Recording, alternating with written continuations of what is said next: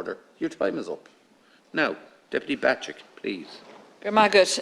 Minister, you want to deal with facts. Well, this month marks 2 years on from the launch of your Housing for All programme.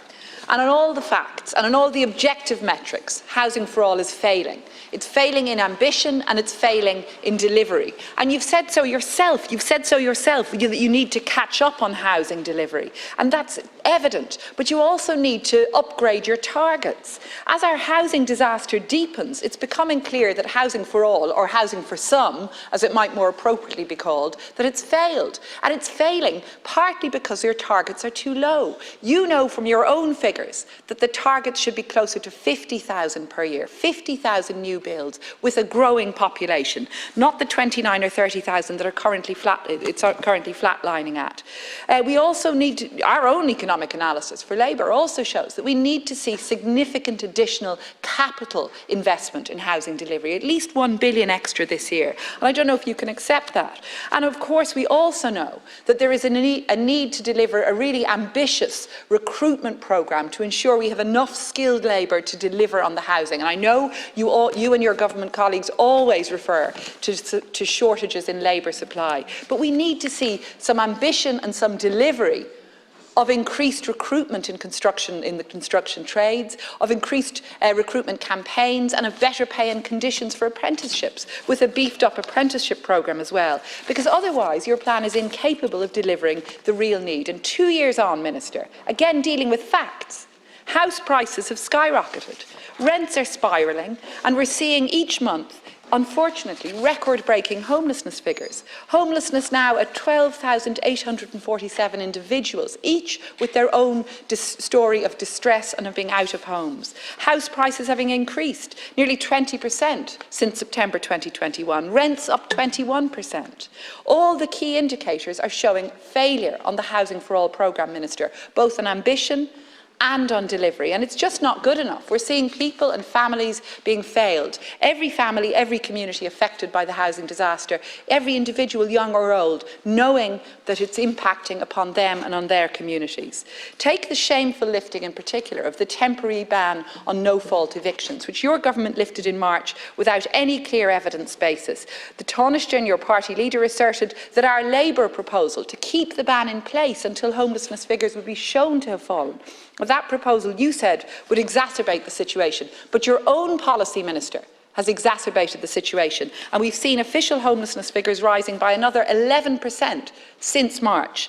Now there are 3,873 children in homelessness, doing their homework on hotel floors, unable to bring friends home on play days. A shocking and unacceptable situation in 2023. So, Minister, can you take ownership of your decision to lift the ban, and can you reinstitute it for this year? And can you accept that Housing for All has failed at ambition and on delivery? And can you adopt more ambitious targets and a more ambitious programme that would really deliver for the communities that so desperately need new homes? Minister. Yeah, thank you, Deputy, for your question and the points that you've made here today. I reject outright that Housing for All is failing. It is not. I've responded to some of the charges put opposite that were, I think, put in a less constructive way, to be fair, than you have put forward. That's all I'd expect from Deputy Doherty most Thursdays here. But leaving him aside for the moment, there's some very serious issues here, particularly around homelessness.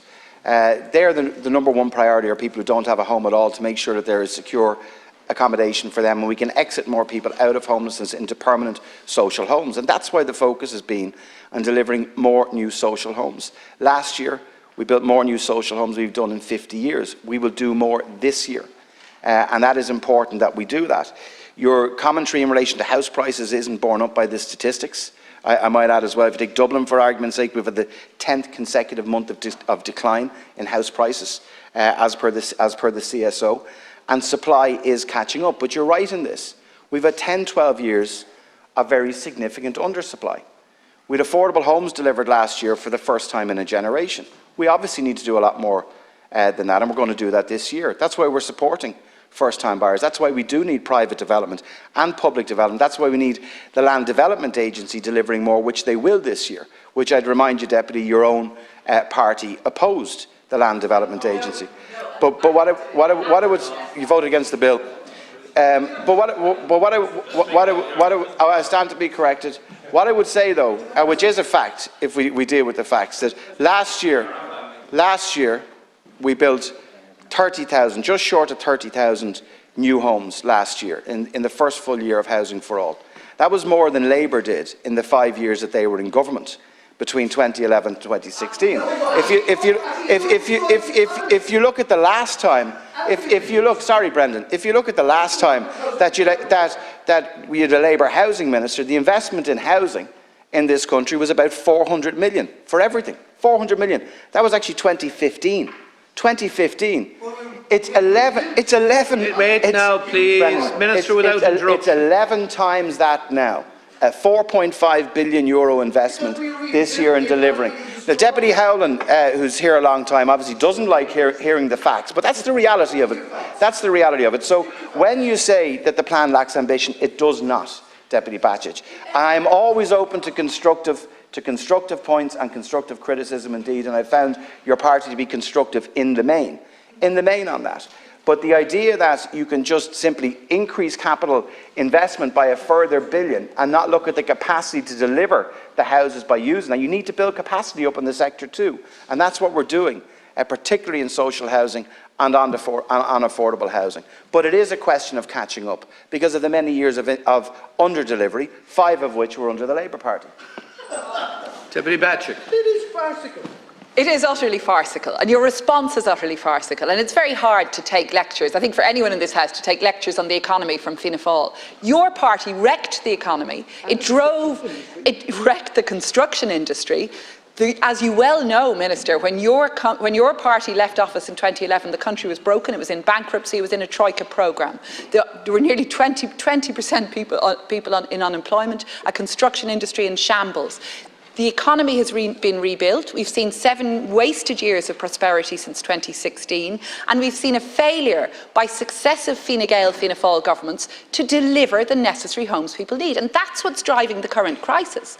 That's why we're seeing record numbers of young people forced either to emigrate or still living at home in their parents' houses in their childhood bedrooms. That's why we're seeing record numbers of children in hotel rooms in homelessness. And that's shameful. And Minister, you have to take responsibility. We've seen this week a real hands-off approach from government, with the 3 party leaders abroad in New York and the Minister for Health away with a crisis over healthcare. At least you're here in this House, but you must take responsibility for failures that are factually correct. Failures on housing, failures on ambition, failure on delivery. And, Minister, furthermore, Labour did support the Land Development Agency because we support measures that will genuinely deliver for the people we represent.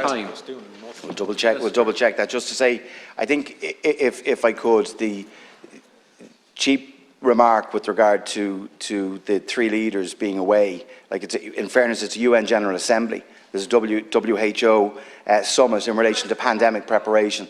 I think anyone who travels and is away with government are working also, and you know that. I think that's a pretty cheap shot and one that you shouldn't repeat. Look, I know, and I do take responsibility for the work that we do, and this government do, and I agree with you on that. We have many, many more challenges. What I'm saying to you is that in relation to housing delivery across all tenures, if we even look at later on today, we'll publish the commencement figures for August this year. 2,770 new commencements in August, which is 31% up on the previous August, which means actually this year to date, nearly 22,000 homes commenced, and the highest completions in the first 6 months of this year too. So whilst it mightn't suit, I know it doesn't suit Sinn Féin to see progress in housing, I would find, in fairness to your own party, more constructive in that regard, that in many areas we're seeing a pick-up in delivery, and a sustained pick-up in delivery, even when we have a difficult funding environment with higher costs. And we will do everything we can to continue that progress that we're making. Deputy Matt Shanahan.